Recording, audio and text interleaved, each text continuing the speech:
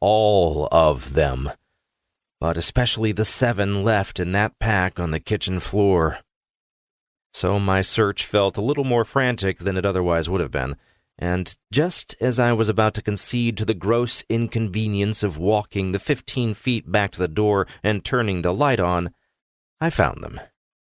I stood up and briefly wondered where I had set the lasagna. Right, already in the microwave. The slice was especially thick, and I was determined to heat it all the way through, even if that meant turning some of the layers molten. I set the timer for 8 minutes and walked out, intent on enjoying a moment of carcinogenic calm before the storm. As the first drag penetrated my insides, God, that sounded sexual, and God, it almost was. I stared out at our parking lot. Empty, except for my car and 2 squirrels chasing each other into the dumpster, and replayed how we had gotten here, as if that might somehow make the ending turn out differently this time. The greatest hits version? One of our largest competitors, one with what they liked to call a full suite of oral hygiene products, including much higher-priced electric toothbrushes with far inferior battery life, had gotten tired of losing market share. So rather than try to get better, they had done what any aspiring monopoly would do. They bought us.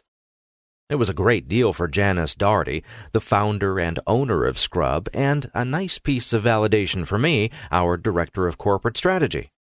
Because 5 years earlier, when Janice and I and a few others had been making plans in a co-working space that smelled like a damp dog burping ramen, the only thing that had seemed certain was that our future wasn't. She and I had met and hit it off at a conference I was attending in service of a consulting job that was tolerable at best. So when she pitched me on coming to work for her, I had gone for it, even though I had a pile of student loans and had already crossed that invisible threshold into the second half of my 20s, when you're supposed to be settling into a career. I called my parents to tell them, and my dad's only reaction had been to ask, "What's wrong with normal toothbrushes?" The amount of time I had spent back then debating whether I could use a ring pop to propose to Kayla and play it off as a romantic gesture suggested he wasn't wrong. And yet, there I was, now early 30s, smoking that cigarette in charge of our whole team, which, as of our acquisition by Mouth Inc., for God's sake, numbered 200-plus people.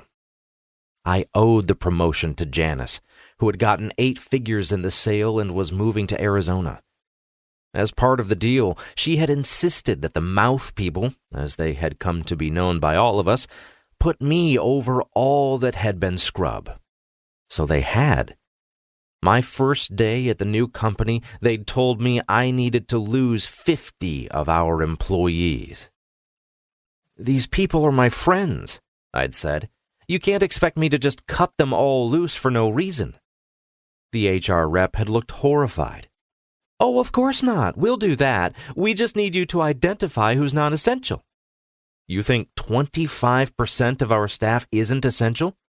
"Why? Do you think it's higher?" Crap, the lasagna. I pulled my phone out of my pocket to check the time and only then realized I hadn't paid attention to when I'd started the microwave. All the more reason to stay out there until the cigarette was done, I thought, because it wasn't like the lasagna wouldn't still be delicious if it sat for a few minutes. That recipe had been handed down to me from my nana, and while I was proving completely inept at picking people to be fired, I knew my way around the ricotta backward and forward. While I was finishing my smoke, I realized I'd need a reinforcement snack for later in the day. I was 85% sure there was a Chalksplosion candy bar in the car, and 50% sure it wasn't melted. Not great odds, but good enough to get me walking in hopes of finding the candy that implored me to blow up chocolate with every bite. I didn't know why chocolate needed to be blown up, but the anthropomorphized cocoa bean with